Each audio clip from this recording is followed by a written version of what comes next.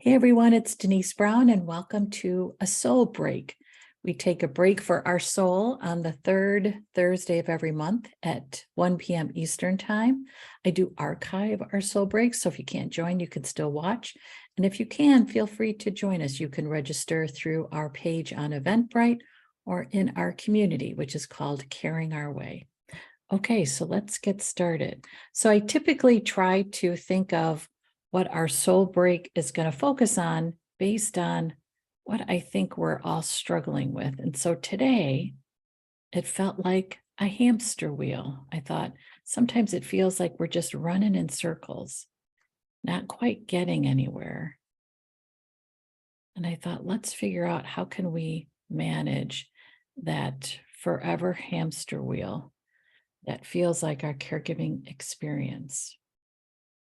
Okay, so today it's a soul break from the hamster wheel. Okay, so I'm just curious, what makes you feel like you are running in circles? And I think for me, it can feel like just the caregiving experience. It feels like there's always something. And even if there's a few moments when there isn't something, there's something else coming. And it just cannot feel like it's ever just an open road. It just feels like it's a circle. It's a circle. So I think caregiving can feel like it creates us running in circles. And I think sometimes our work can feel like we're running in circles. It could feel like, depending on the project or maybe our team or our colleagues, we are just running in circles and not quite making progress. And I think what's so frustrating about the circles is it doesn't feel like we're moving forward. We're always going around. And it would be nice to feel like we make progress. And in a caregiving experience, particularly, it can feel difficult to make progress because we're always working against declines and a disease process. We're always working within systems that are not necessarily as cooperative as we'd like them to be. And that keeps us in the circle. So let's figure out, how can we stop circling? I live by O'Hare Airport, and sometimes I can see the airplanes circling above. And I think, how can we stop that kind of hovering? How can we stop that circling? So I have 3 prompts for us and 3 images that go with the prompts. And you are welcome to actually unmute yourself and share as I ask these 3 next questions. Or if you prefer, you're welcome to share in the chat room. Or if you just like to receive, you can just receive our conversation. So our first prompt to help us with the circling and the hovering is, how can I be still? And even if the stillness can only last a couple moments, because that's all we have, I think the stillness can help. And I picked this image because it's a still, and yet if you look at the photo, all those flowers are receiving nourishment. So there's water in the vase, and there's stillness coming out of the vase. So I think about this stillness as also a time for us to nourish. So in our stillness, what's our nourishment? So it could be taking some sips of our water.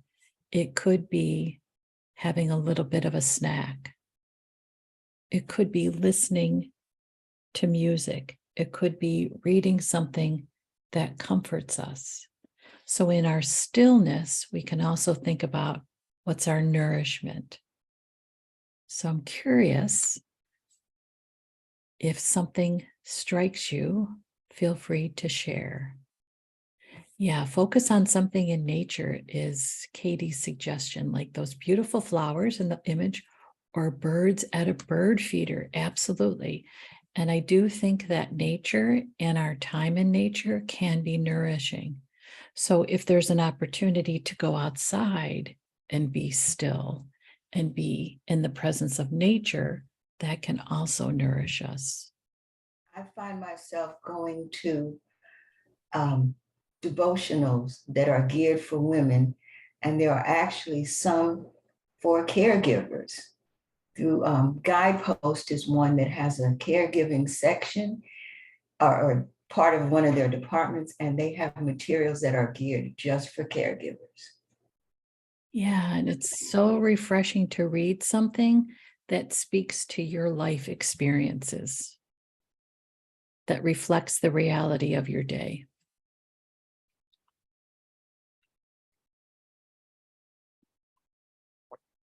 Okay, so that's our first question to help us stop the circling.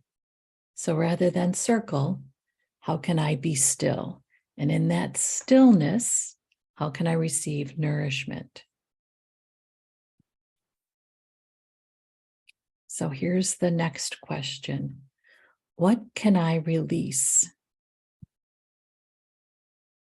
I find that worries will get me stuck in a circle.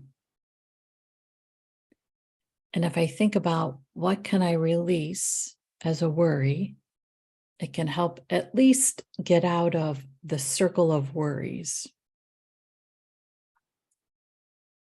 So when I was looking for an image of releasing, I thought balloons, because you let go. And then there is this soft movement out.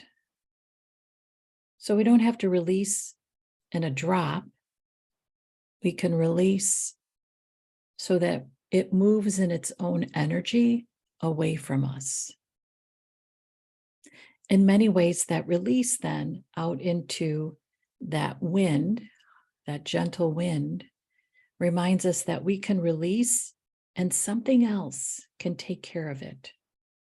Now, it could be before you release it, you decide, okay, I am going to release it, but I'm going to take care of it before I release it. And that's okay.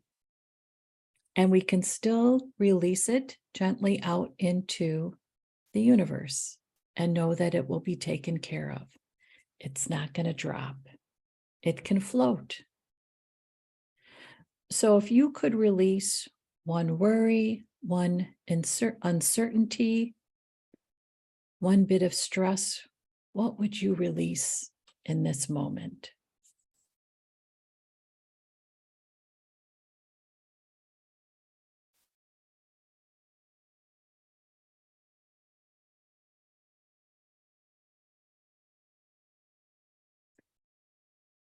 Something else that just struck me is sometimes we hold on to an idea, and it could be an idea that helps us or hurts us. And if we can release an idea that hurts us, that can be freeing. So sometimes I feel like I have to know everything right now. So for me to read a book, I have to start reading, get the plot, and then read the end, because then I can enjoy it. If I don't know the end, it's hard for me to enjoy it. But let's be realistic in life. Do we ever really know how it's going to end? So I have to release the idea that I need to know how it ends, that it's okay that I don't know, that I'm in the middle of a chapter and I'm not sure how the chapter is going to end. That's okay. That's okay. So the idea that I have to know the ending in order to feel okay about the middle is an untrue idea. I can get used to being in the middle, and that's okay. Yeah, Katie is sharing to release unrealistic expectations and delegate tasks if possible. Right. And I think our expectations of what we can do can sometimes trip us up too. Chasing the expectations can put us in that circle. I must, I should, I have to. I have to be the one that takes control, that takes the most responsibility, that leads the decisions. I have to be the one. And that sometimes might be true, but it doesn't always have to be true. So for instance, on Sunday, I was leading a training program, which is very unusual, but it was the day that my trainees could meet with me. And our training started at 11:30, and I was ready to go at 11:30, and then my dad called. And if my dad's calling in the middle of the day, it's because something terrible has happened. And something terrible had happened. He had checked his bank account, and someone had written checks, four of them, in the amount of just under 1,000. So it was just about a $4,000 theft, I guess you could say. Someone had stole $4,000 from him. And I was like, oh my gosh, what do I do? I'm just about to start this training. And I thought, you know what? I'm calling my brother. So I called my brother and he took care of it. And he has continued to take care of it. He's been leading the conversations with the bank. He's been letting us know what comes next, what my dad has to do next. And that's been awesome. So I don't always have to take the lead.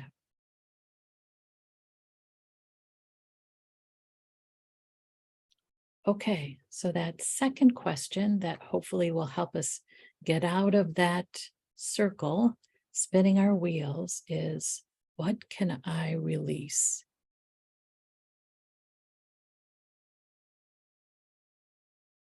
So here's our next prompt. What can I receive? So I do like to stick with nature in our photos. And I thought about what reminds us to receive. And look at the abundance of apples in this image that we can receive. So it's there, right there for us. All we have to do is receive it. So what surrounds you that reminds you you can receive it? It could be time, it could be support, it could be friendships, it could be a break, it could be entertainment, it could be love, it could be a walk, it could be a little bit of a break. What can you receive?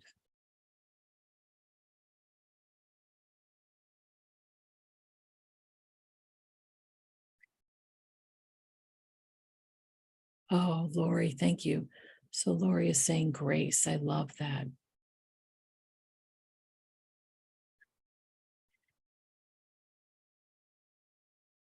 Lori, I wonder if you could write a little bit more about what that means for you in the chat. When you receive grace, what does that do for you? Oh, I love this, Katie. So friends have been checking in and bringing dinners for you. Absolutely. Absolutely. When someone offers, we can say yes. We can receive that. And if it's an offer that you think it's so close to what could be helpful, you could negotiate a little bit. And it could be, I'd love for you to bring a dinner. The best night is Friday. How does that sound? Yeah, so Lori is sharing about grace. So grace allows it to be okay that everything is not perfect or the way we would like it to be, right? We can be gracious about the imperfections in our life and gracious about the imperfections in our relationships, gracious about the imperfections in ourselves.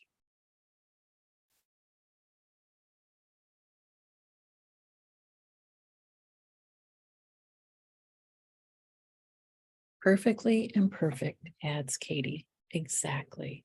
Exactly.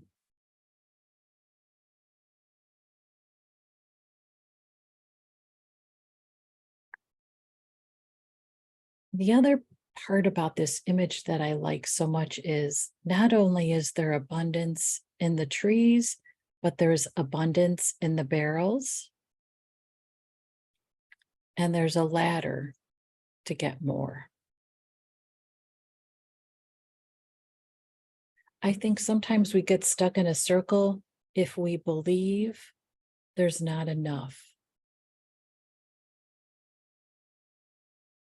And if we can shift our perspective to receiving enough, that can help us feel that we are surrounded by abundance. And it could be abundance in our time, abundance in our wisdom, abundance in our opportunities, abundance in our relationships. I think sometimes too, during our caregiving experience, it can feel like a lot has been lost. And it could be opportunities within a career or within our personal life. And we can start to worry that the opportunities are lost forever. And in truth, opportunities always remain for us. We can always climb up one more rung and get the next level of apples. And we can trust that there's always going to be new growth.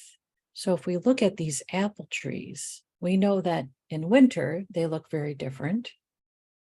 But in spring, they start to bloom and blossom again. And then in fall, we can receive from them. So we can trust that there is that continuation for us in our life.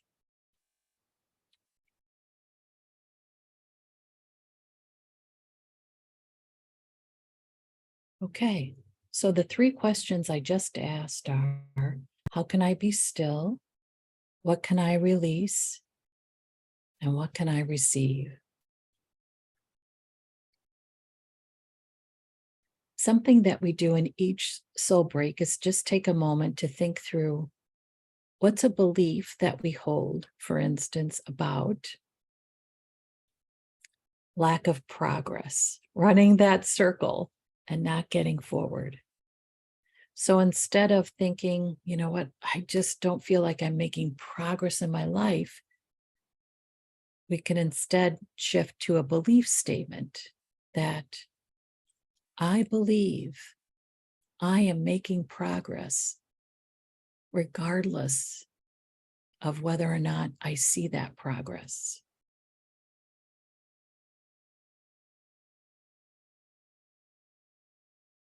Yeah, Lisa, I think that's beautiful. Beautiful. So Lisa is sharing that she moved to a house that has fruit trees surrounding her and strawberries and vegetable beds. So it's this idea that abundant food is growing all around. And it fed her soul last summer. And it's something to look forward to this summer, the warm weather.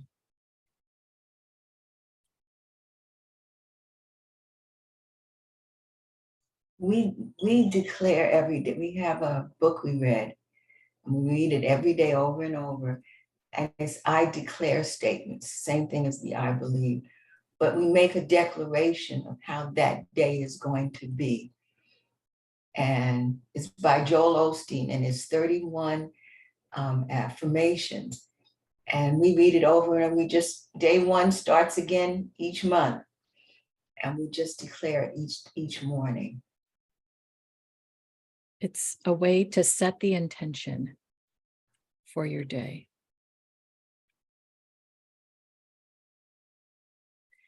And if we think about a belief statement around a circle, we could also shift what that circle means. So rather than thinking of the circle as almost like a dead end, so to speak, we can instead think about the circle as the cycle of life, the cycle of my day. Infinity. I have enough. We think about it as infinity. I can think about it as if I am in a circle, I am in the midst of infinity, which means that I can always tap into enough. I have unlimited potential. I have unlimited opportunities. I have unlimited abundance.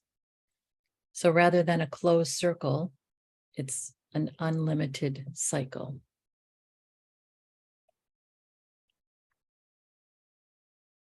So to help us think through what our belief statement might be around circles or the hamster wheel, we have a belief wheel. And it also helps us connect to what are the values about our day and about our caregiving experience, our belief about our work, our belief about our ability to take time to play, our thoughts around our family. And Lisa is sharing that thinking about recurrence as more of a spiral. Things repeat, but there's a deeper understanding or lesson each time. Wow. And that each recurrence also changes. It's not the same. That's really powerful.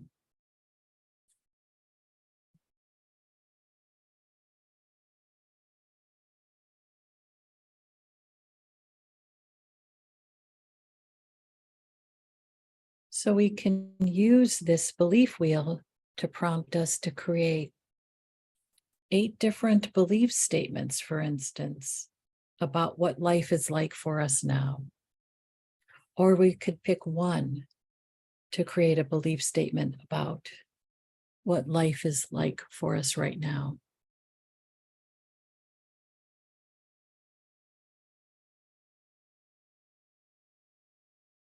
And if we take Lisa's insight about the spiral, it could be, I believe each spiral creates an opportunity for me to learn and grow.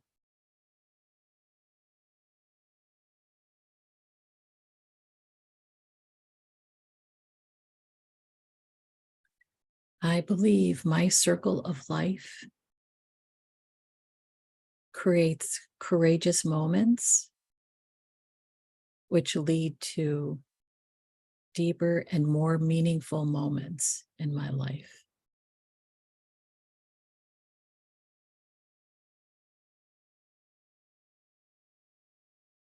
I believe my life circles will create dreams that lead to a powerful, profound opportunity. And if you guys have belief statements that you'd like to share, please go for it. You can share them in the chat room, or if you'd like to unmute, feel free to unmute.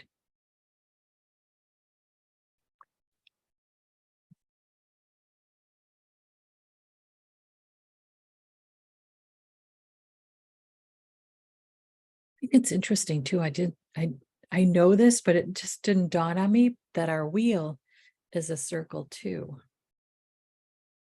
But each piece of the wheel means something different.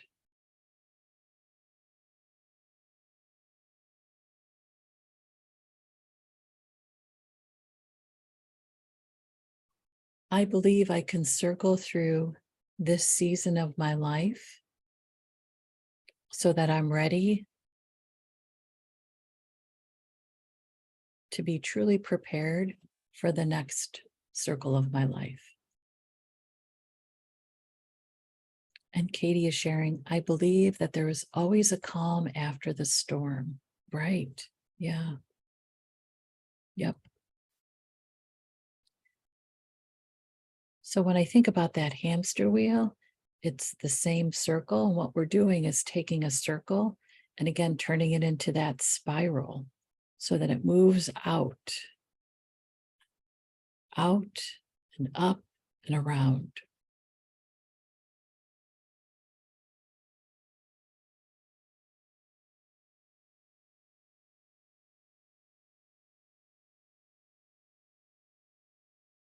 Okay, so we're going to close with one last image.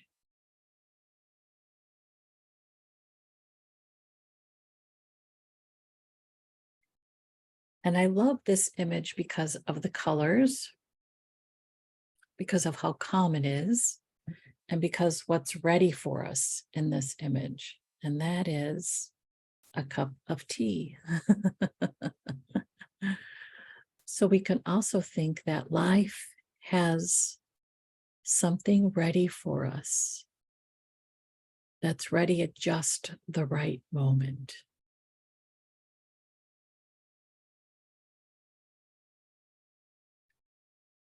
And that allows us to trust our life's moments.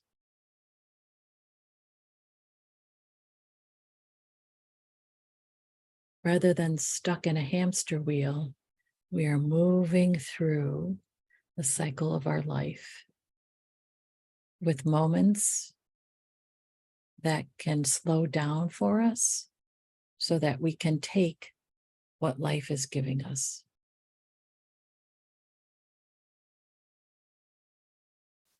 So life can give us the beauty of nature, the nourishment of our day,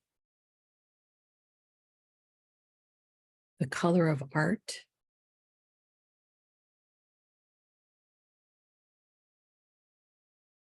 and the profound opportunity within stillness to receive our wisdom.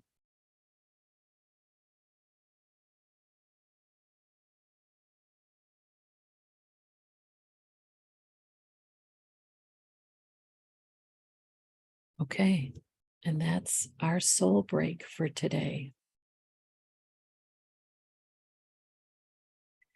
I'll post our recording and I'll include the PowerPoint so that you have access to these images, because they are something that reminds us that we can see beauty everywhere around us, everywhere, regardless of how fast the circle is moving. We can stop for a moment to really see the beauty that surrounds us in our life. Thank you guys so much for being here today. Thank you for sharing. Thank you for all you do. Thank you. Okay, onward, right? Thanks, Denise. Onward. Okay, thanks, you guys. Feel free to come to our next one. It's the third Thursday at 1 p.m. Eastern Time. Okay, thanks, everybody.